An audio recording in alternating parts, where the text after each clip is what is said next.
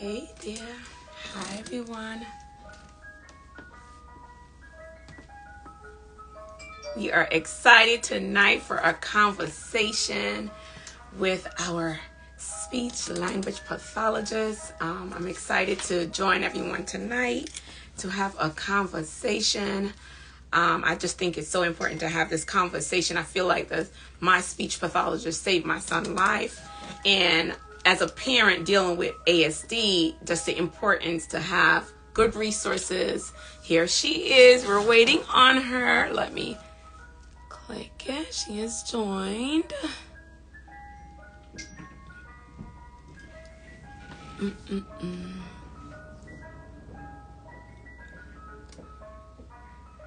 Okay.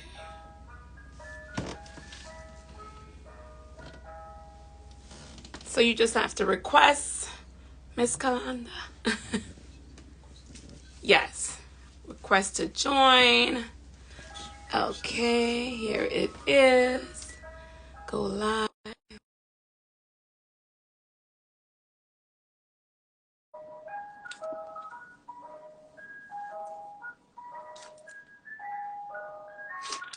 Do it again.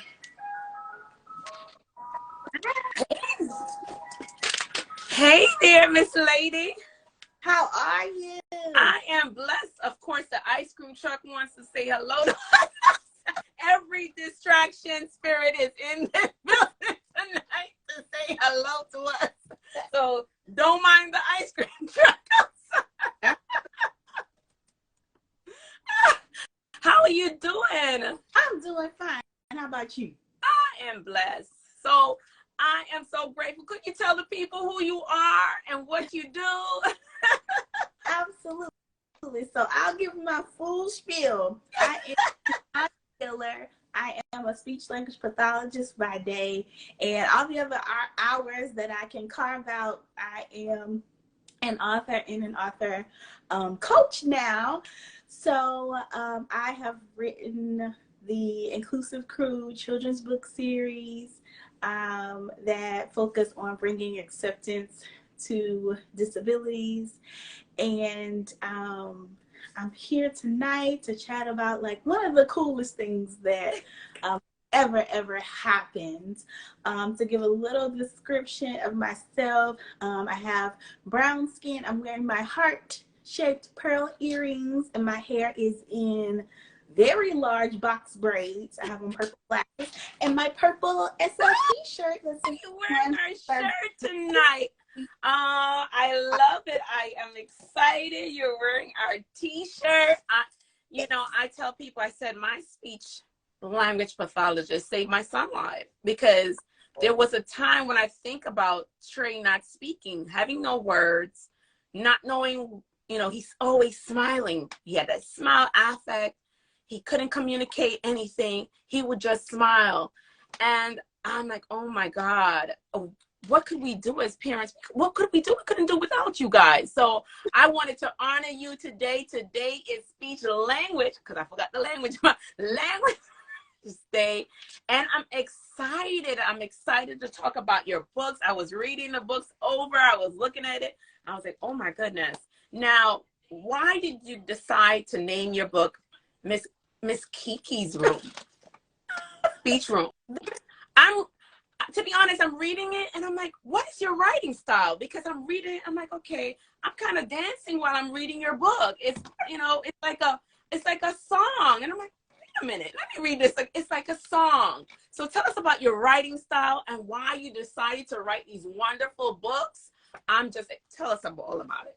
Okay, so I'll start with answering the question about Miss Kiki's Speech Room, because this is one of my favorite stories. Okay. So I had a student, and it was my very first year. So when you finish your graduate program for speech pathology, you have to work a year under supervision of someone who is experienced. Before they'll just like let you, go out completely on your own. Mm-hmm. So this was my first year, and I had a student, like you said, he was minimally verbal with me. And a lot of times, like when we would finish his therapy session, I would be sweating. because we were running around the room like I was just trying to engage in whatever he would jump into, so that I could figure out, you know, what it was that would give me a, you know, that entry into like really engaging with him. And we had our little routine down. We would walk across, because his classroom was right across the building, right across from where my room was. And we did our little routine over and over. Every week I'm sweating, and he's getting ready to leave to go back to his room. And he said, "Bye-bye, Miss Kiki." And that was one of the first phrases that he had ever spoken the entire school year to me. And it just was one of those things where I was like taking the end of my shirt and like wiping my eyes and cleaning up, because it meant so much to me to finally have that connection with him. And it's not that he hadn't, you know, given me a little eye contact or something before, but just that all of the work that he was putting in with me and putting up with everything that I was trying to get him to do, that he finally gave me just some kind of insight that he was hearing me. He was taking note of everything that we had been, you know, working so hard to do and engage together that whole year. Well, you're saying a good point. They're still hearing you. And oftentimes people think that they don't hear you, right? They think that you're not hearing you. Hold on. We have an echo. Mr. Samuel was trying to put on these two.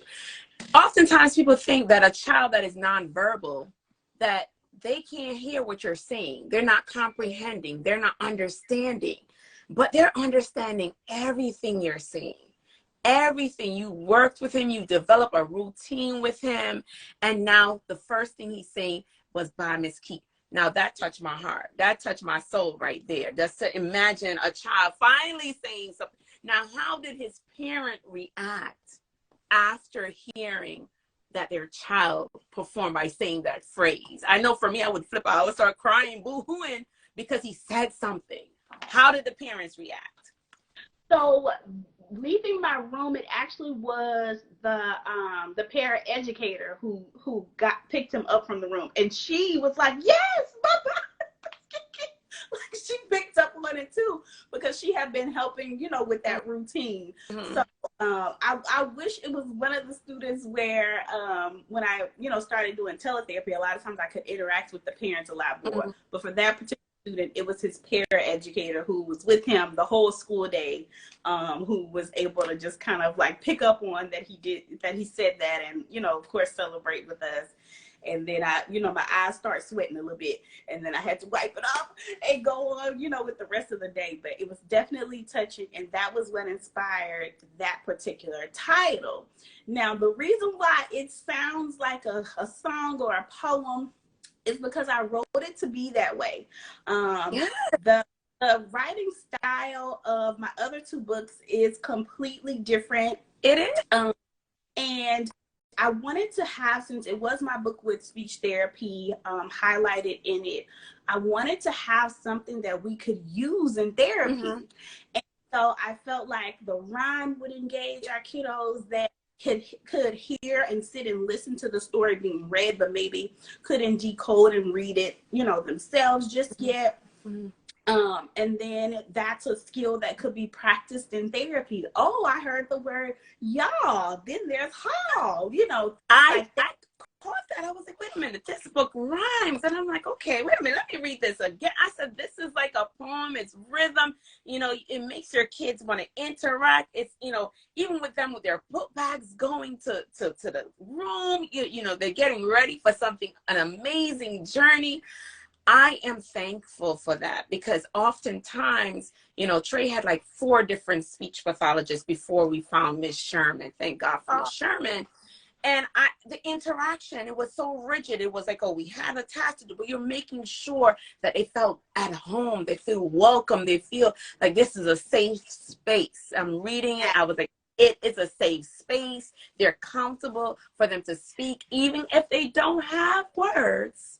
They're comfortable, they're listening, they're interacting, because you provide that as a speech language pathologist. And it is speech language pathologist day. I keep on saying it. But yes, most definitely. I have a couple questions. Okay. I did that one. There's a quote in your book. It says, speech therapy is a dance and you dance it well. Oh, why is that quote in your book? Now that's going to make me emotional. Like I mentioned before, during the program, you're like being intensively coached and taught. And so the closest thing I could say that it may relate to would be like nursing students who have clinicals where they have to practice nursing while they have their classes going on. Social workers, we have to do that too. Yeah, you get it. Like, yes. Like you're a student, but you also have to practice, and then kind of almost like student teaching as well, because you get the clients and you have to like figure out how to make it go while being under supervision. And so one of my supervisors who was at my university, shout out to the University of Louisiana at Lafayette, the quote is from her, and it was one of her notes to me while I was still a student. And it meant so much to me because it was one of those things that like you had to actively learn. Like, you have certain gifts that, you were just born to sing, or you were just born to this. You've been doing it since you could walk, or whatever it was. But like, this was something that I had to study. I had to actively, intentionally try to learn these different strategies, how each consonant sound is made, what parts of the tongue, we had to learn the anatomy and physiology from the waist up so that we could know how people breathe and swallow. And so it was like a challenge for the first time in my life. I could count on probably one hand how many B's I made all through school. I was that much of a perfectionist. And this thing threw me for a loop, Tracy-Ann. I was like, this is hard. My husband just popped in the room. He was my fiance at the time. I'd be crying on his shoulder. Like, I understand you. Right. 100%. I understand. I could share. I remember being in the last part of social work school and going up. I had a hill that I had to go up to Mount Sinai Hospital, and it was this hill. And Jamil was my fiance at that time, and I was working full time. I was going, and I just started crying hysterically, like, God, I can't do this. This is too much. But it's God's plan. So let's talk about the little you, the younger you. Did you think that this, from the beginning, is this something that you always wanted to do? No, I went through so many things, right? Because like being a child, like I mentioned, I always had good grades. I caught on to things really quickly. I enjoyed teaching other people, and I do. I've always enjoyed it. If I know something good, I just can't hold it. I got to tell somebody. And so I was, from what my parents tell me, I was like in pre-K, like wanting to be the one on the first computers, the school guy, like teaching my classmates how to read and things like that. So I feel like I've always liked sharing knowledge, but because I did so well and performed so well, everybody was like, you could be a doctor, a lawyer, or a pharmacist. That's it. I was like, okay, I'll be a doctor then. So I'm in school for biology, pre-med, and then I take a career quiz because I'm like, I'm doing this. I'm getting ready to go to medical school and follow this whole path just because somebody told me it's what I should do. I don't even know what I like, right? But I took the quiz, and it had a couple of results. I think OT might have been on there for occupational therapy, and speech language pathologist was one of them. And I was like, what even is this? So I looked it up to see like how was the job described on what I could find on the internet. And I was like, this is it. I love language. I probably about to get in trouble correcting my family, how they pronounce it my whole life. This is it. This is like the perfect combination between being able to educate and share knowledge, but also I get a little bit of science in there. Like I mentioned, anatomy and physiology. We had to take a neuro class. So it was, kind of like a perfect mixture of what I knew I could do and what those who really, believed in me knew I could do, but something that I felt like I could do till I was 99. But it's a journey. Oftentimes our journey shifts. We start at one thing, But, you know, look at you, you came full circle with the journey. And now, how do you feel that as a speech language pathologist, how are you impacting children? How are you impacting, especially our little brown baby? How are you impacting these families? How are you changing lives? So it's really important for me to focus on that a lot more now, because when it comes to the speech therapy side, I am in a managerial role. And so I don't often have like the day-to-day opportunities to do therapy, you know, with the same kids all school year long and things like that. I rotate between schools. I support other speech therapists. And so I had to make sure that I framed that in that I don't just get to impact one caseload. If I got 10 people reporting to me, that's 10 caseloads of students that can see not only the representation, because about 3%, between 3 and 4% of all speech language pathologists are identified as Black. And so for one, putting a Black SLP on the front of a book shows them this is a career option for them, that they may like me and not even realize that's a thing. And then the other component too is that while the populations that we serve are very diverse, the SLPs don't reflect that. So me being able to say, like, if they said I'm gonna go get it, you understood what they said. Accept that. And so, you know, and me even having a Southern dialect, and I work a lot with people that are from other regions. And so, you know, just showing that a dialect doesn't have an impact on someone's language skills. Someone can, you know, very competent and they have a drawl or whatever it is. And so just being that representation on multiple platforms, levels, is how I feel like now I'm able to make that impact. And with this book, it's literally a rhyming love letter to kids to say, you don't have to be perfect. It's okay to get help. Like, look at all of these different kids. Like, I would hope that you could find someone that looks like your child, or that looks like your cousin, or that looks like your student, represented in either the text that describes those disabilities that can't be seen, or in the illustrations of those that can, you know. And so that's going to be how I can impact beyond my state, beyond whatever my caseload is, because I now have.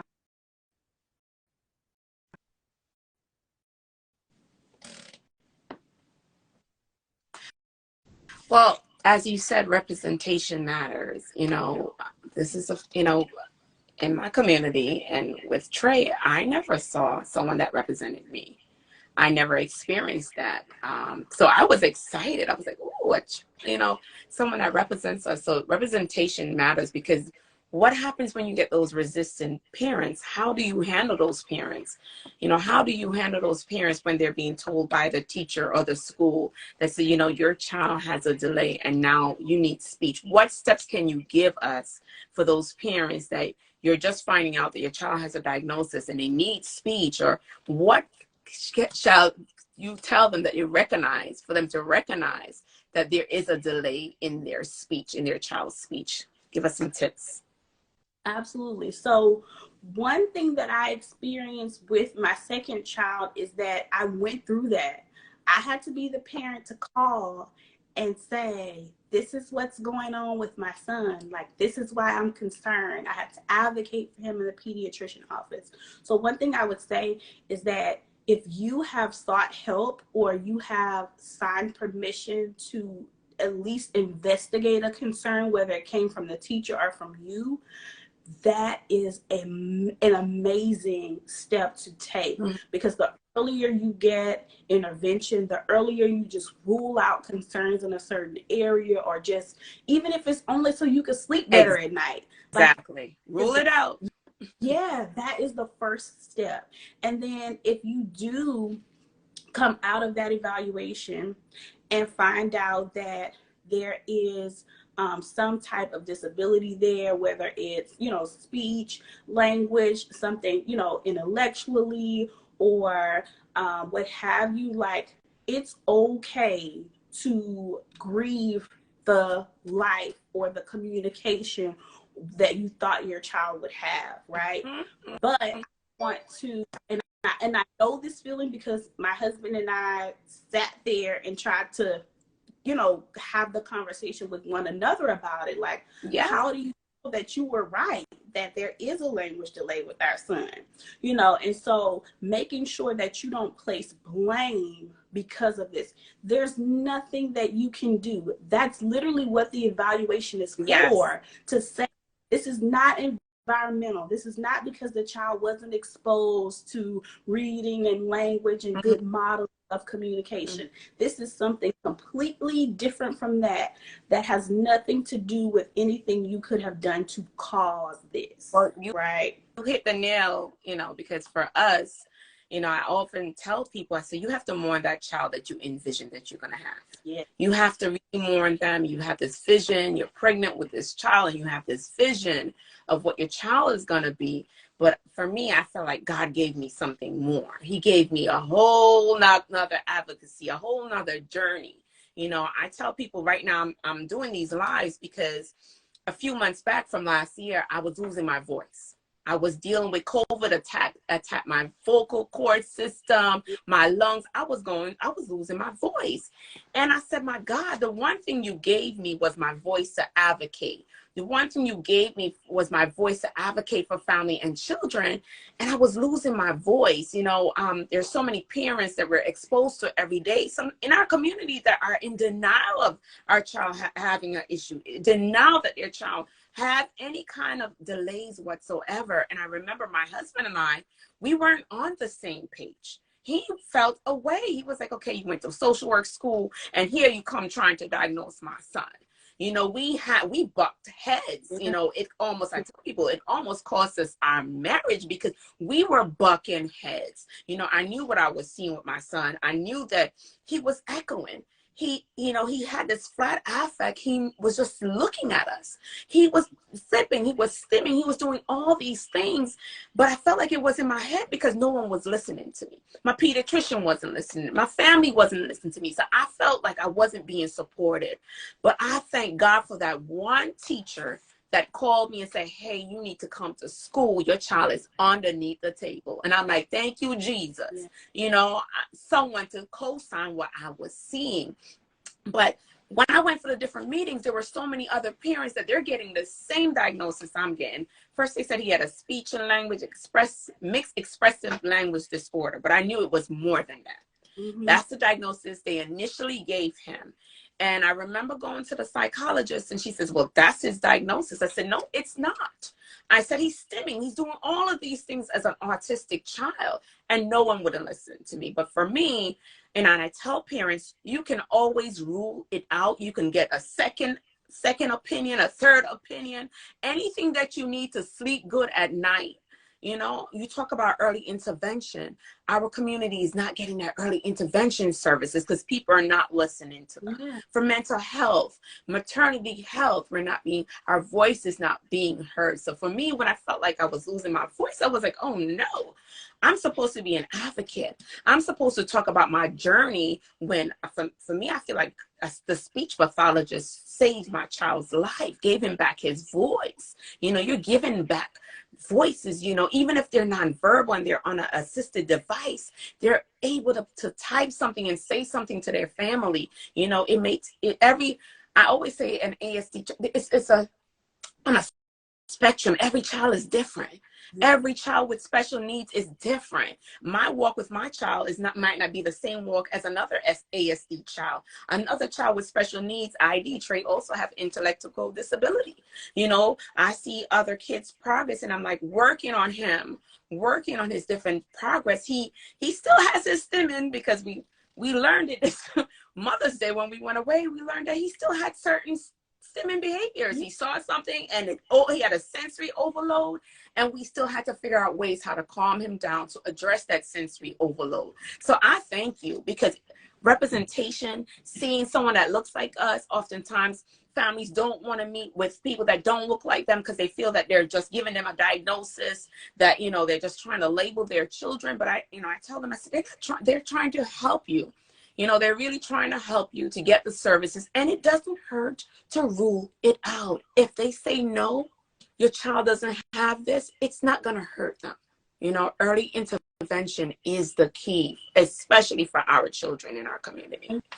You mentioned something too about the labels. So that part is really heavy. And I don't want to, like, you know, diminish or try to, you know, say anything that will take that away. It's heavy. And a lot of people have, you know, that trauma from either their own childhood or what they saw other people go through because of those labels in the school. And so very important that we validate the concerns of people that say, like, I've seen what these labels have done to people. That's why I'm afraid, you know. The tears, the, you know, the different emotions associated with those things, that can come out as you're reading those reports and looking up information from all the different testing that's done.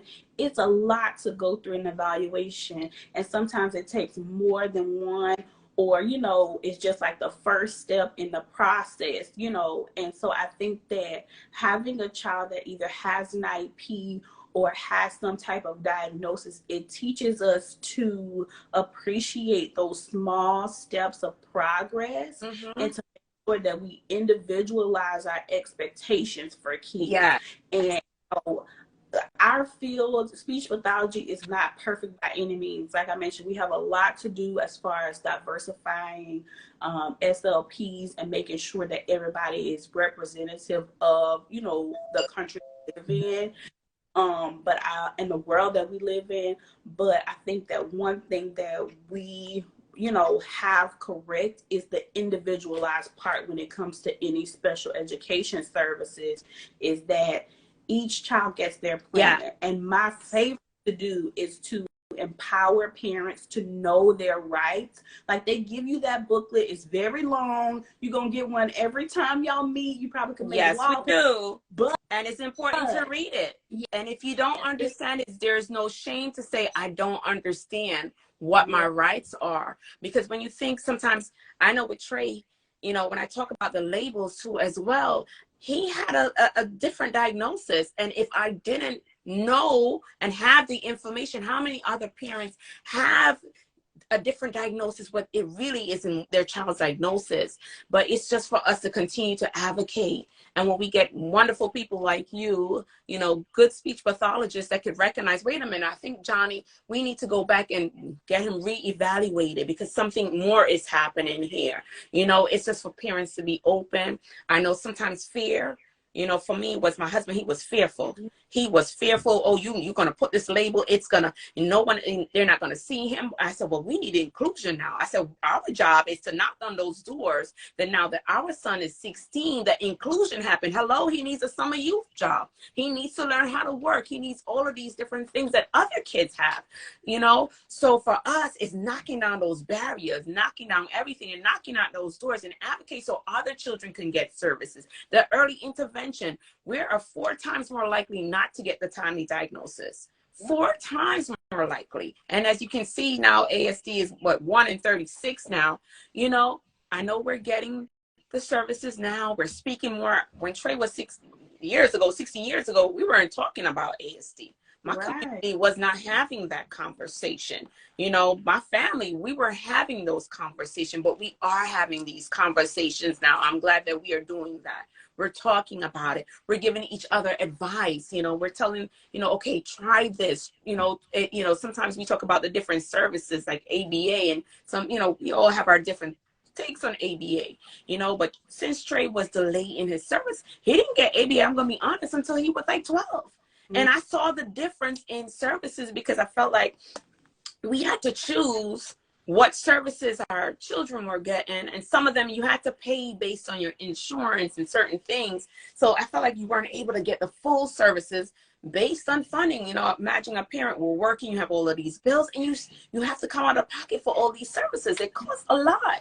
So, and it becomes overwhelming. So what do you do with a parent that says, I'm overwhelmed with this? I don't know what my next step is. He has a diagnosis. He has a speech delay. What do I do next?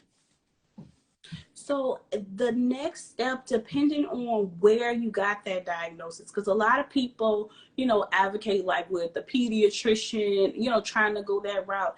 And typically you don't have to have like a prescription from them. You just have to know the right places to go. So if you've gotten the diagnosis and it's like early steps or something like that through the state, then you work with your case manager to be able to set up those services.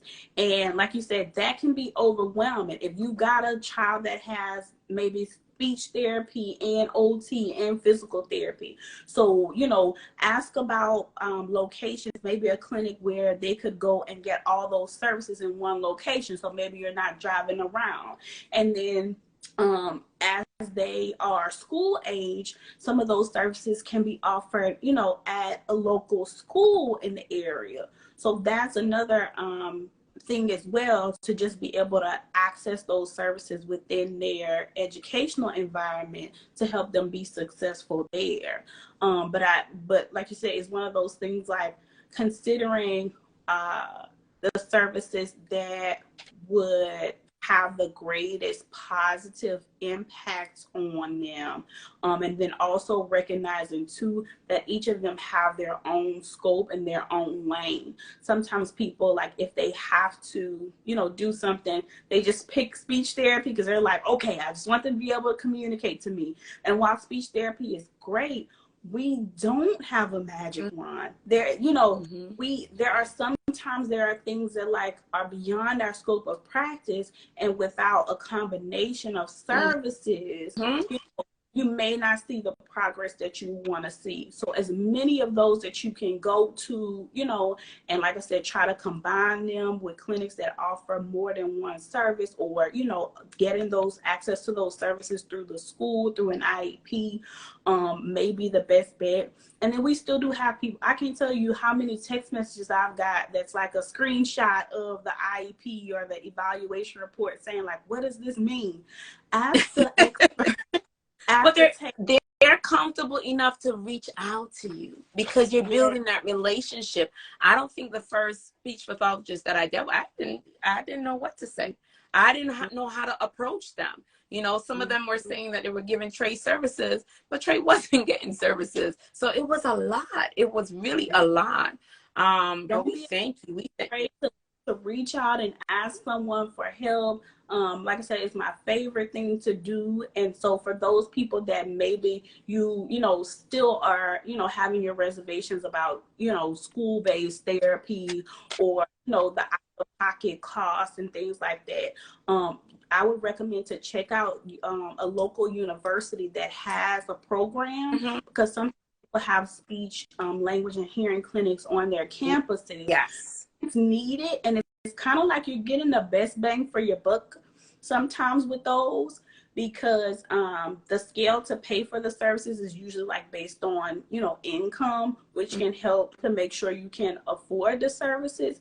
And then also you're getting someone who's the knowledge is fresh on their brain because they're in school, and they have a supervisor that's already licensed and certified. So you're getting 2 speech therapists for one, So if you need the services and you're just really apprehensive about, the school and having the IEP and the label, go to the university or college that's in your town and see if they have a program where you can just do the clinic on their campus.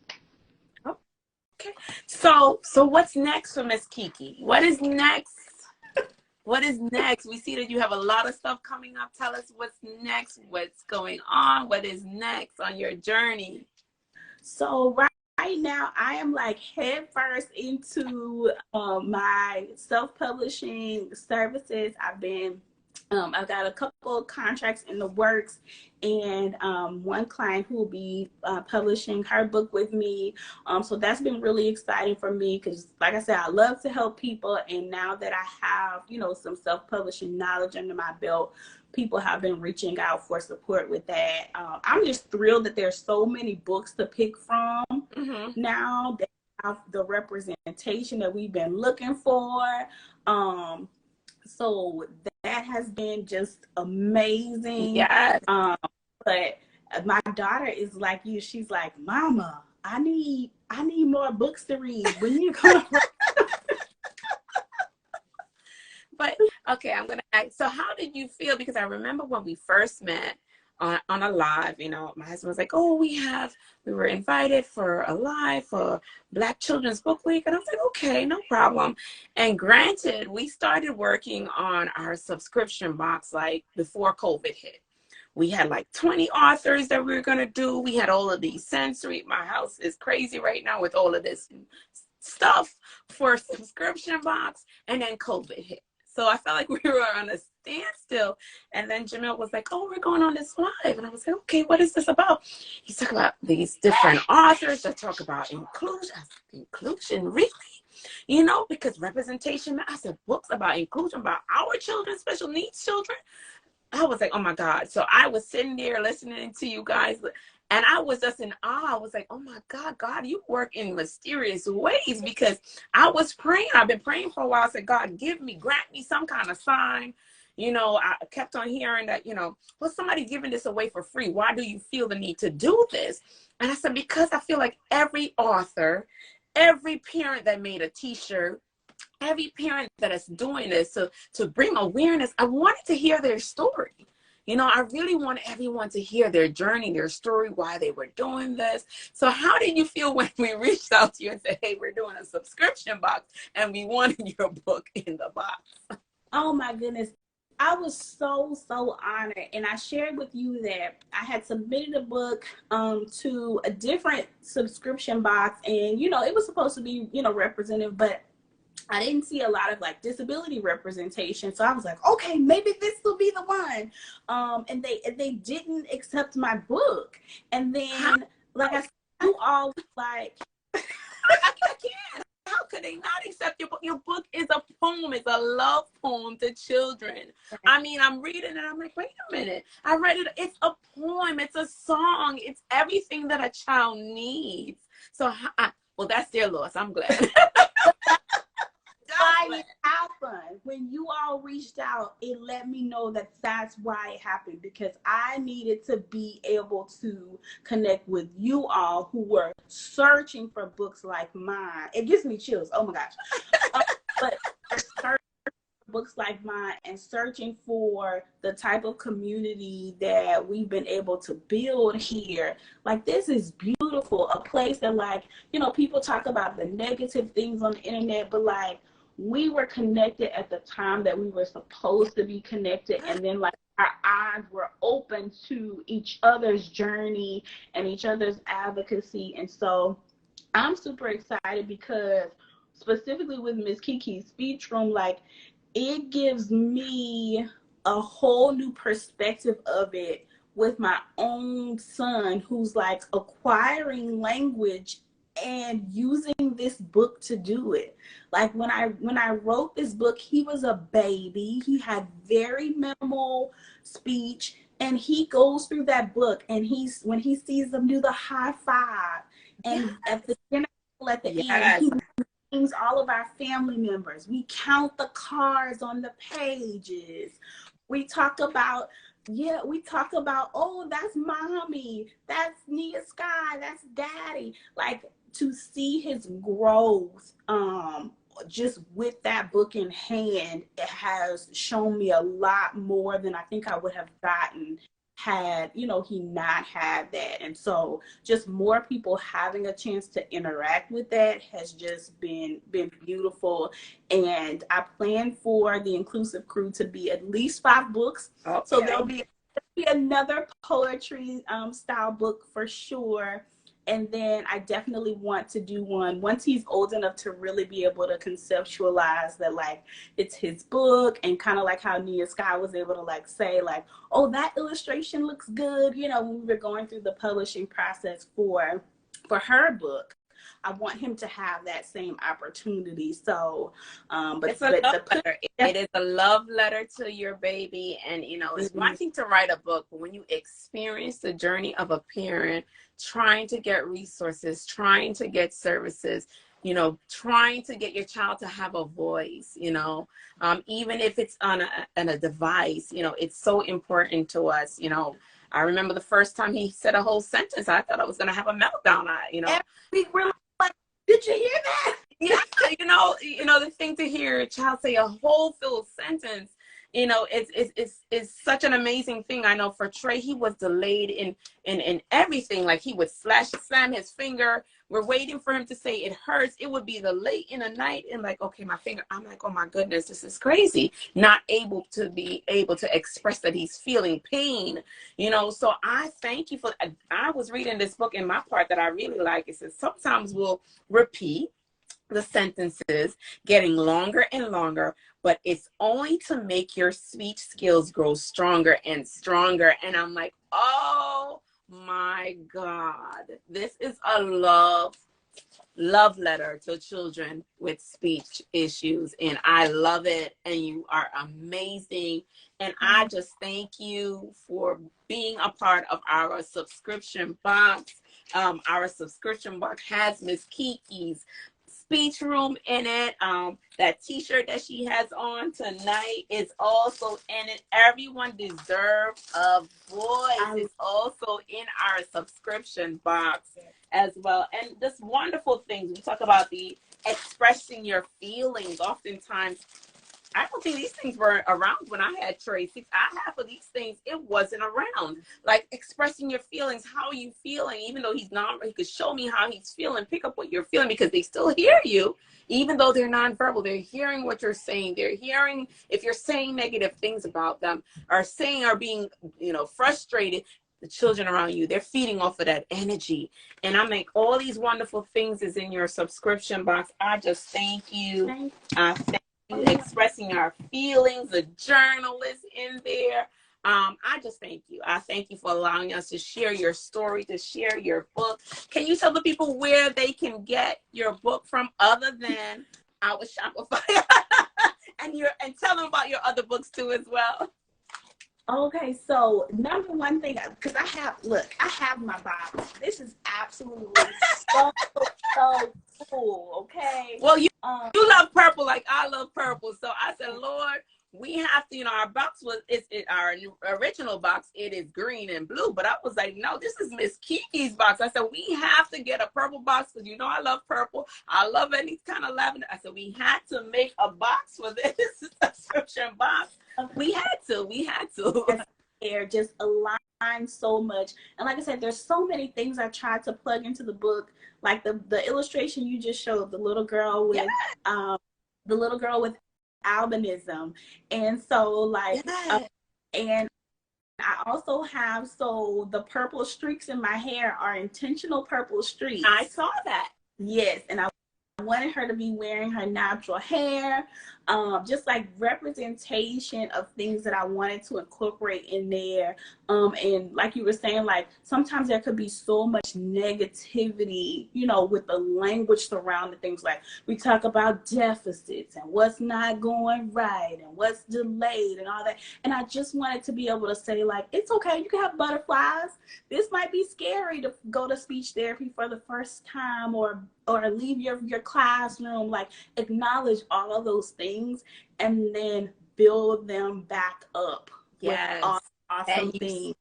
You certainly do that. And I just thank you. As I said, today is Speech Language Pathologist, and you are doing amazing work. Representation matters, especially for our children. And I thank you for taking the time. I know you had a busy day today. I thank you for taking the time to speak to me. And could you tell us your website? Yes. So get the book in the subscription box this month. If you want everything, yes. My website is all subscription box with everything in here. Yes. So if you want to get the Miss Kiki Speech Room, it's like the best value in the world for your money to have this box. The other books, it's just it's the same thing as my Instagram handle. They're also available on other online retail, wherever you like to get your books, Amazon, barnesandnoble.com. You can request them at your library, but definitely support this box. Buy them all up. Buy them all up. And they're selling. You know, we thank the people that are supporting us, supporting the subscription box. You know, people are like, oh my God, you know, the price is, if you add it up, it's almost like a $80, $90 box. Right. But, you know, we're selling at a totally retail price. And we just thank everyone who's supporting us, supporting our t-shirt of the month, which is, everyone needs a voice. And we thank you. I thank you for spending time with me. I thank you for, allowing us to share your vision and to just talk about how amazing of a speech pathologist you are. So I thank you again. And it's